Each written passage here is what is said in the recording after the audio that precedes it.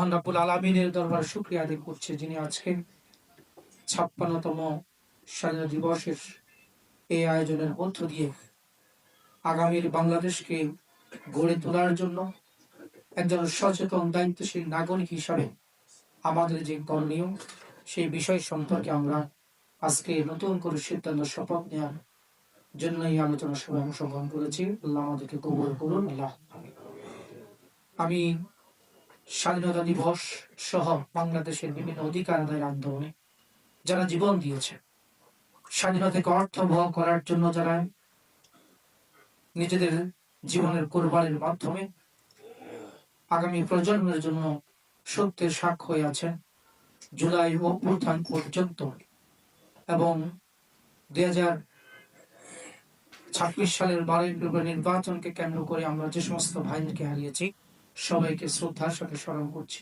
মহান আল্লাহর দরবারে শাহাদাতের সর্বোচ্চ মর্যাদা কামনা করছি।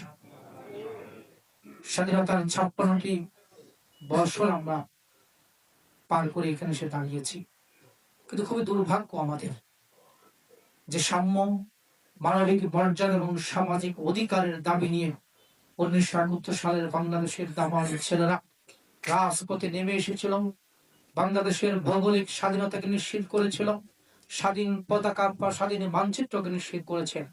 কিন্তু 56 বছরে এসেও আমরা সত্যিকারের স্বাধীনতা এখনো সেই সুফল আমরা ভোগ করতে ব্যর্থ হয়েছি।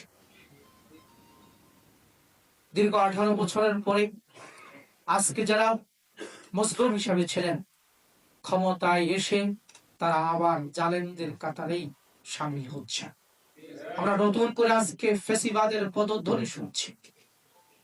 আমরা মনে করেছিলাম বাংলাদেশ তার সুন্দর একটি নির্ধারিত গন্তব্যে দিয়ে এগিয়ে যাবে, কিন্তু দুর্ভাগ্যজনক আজকে আমাদেরকে খুব আফসোসের সাথে বলতে হচ্ছে যে সংগ্রামের মধ্য দিয়ে, যে আত্মত্যাগের মধ্য দিয়ে, যেই জীবনের কোরবানির মাধ্যমে বাংলাদেশের রাজনীতির পট পরিবর্তন হয়েছে, নতুন করে রাজনীতি করার সুযোগ আমরা পেয়েছি, যে বাংলা হামলার মাধ্যমে বাংলাদেশকে বিরাজনীতিকরণের পথে হেঁটেছিল, সেই জুলাই অভ্যুত্থানের আজকে আমরা সেই অভ্যুত্থানের স্পিডের সাথে সরকার নতুন করে বিশ্বাসঘাতকতা শুরু করেছে।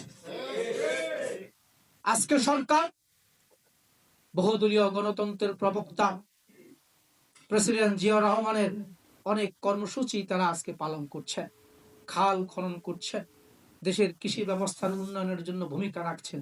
কিন্তু দুর্ভাগ্য যে 70% মানুষ গণভোটের পক্ষে রায় দিয়েছে, আজকে সেই গণভোটের রায়কে আজকে বিভিন্নভাবে বিতর্কিত করার চেষ্টা করা হচ্ছে। সুতরাং এটি স্পষ্ট, একদলীয় বাকশালও এরকম ভয়ঙ্কর ছিল না। আজকে গণভোটের রায়কে প্রত্যাখ্যানের মাধ্যমে, প্রশ্নবিদ্ধ করার মাধ্যমে এই জনরায়কে আজকে প্রত্যাখ্যানের মাধ্যমে যে পথে হাঁটছেন, নিঃসন্দেহে এটি বাংলাদেশের জন্য কল্যাণকর অবস্থা তৈরি করবে না। আমরা আহ্বান জানাবো আজকের স্বাধীনতা দিবসের এই দিনে, আসুন জাতিকে ঐক্যবদ্ধ করে দেশের উন্নয়ন অগ্রগতিতে ভূমিকা রাখার জন্য সরকারের জায়গা থেকে জনকল্যাণমূলক কাজ করবেন। আর বিরোধী দল হিসাবে আমরাও, যদি জন দাবির ব্যাপারে উপেক্ষা করা হয়, জনতার অধিকার নিয়ে যদি ছিনিমিনি খেলা হয়, জুলাই অভ্যুত্থানকে যদি আবার প্রশ্নবিদ্ধ করার চেষ্টা করা হয়, গণভোটের রায়কে যদি প্রত্যাখ্যান করা হয়, রাজপথে আবার জুলাই তৈরি হবে ইনশাআল্লাহ।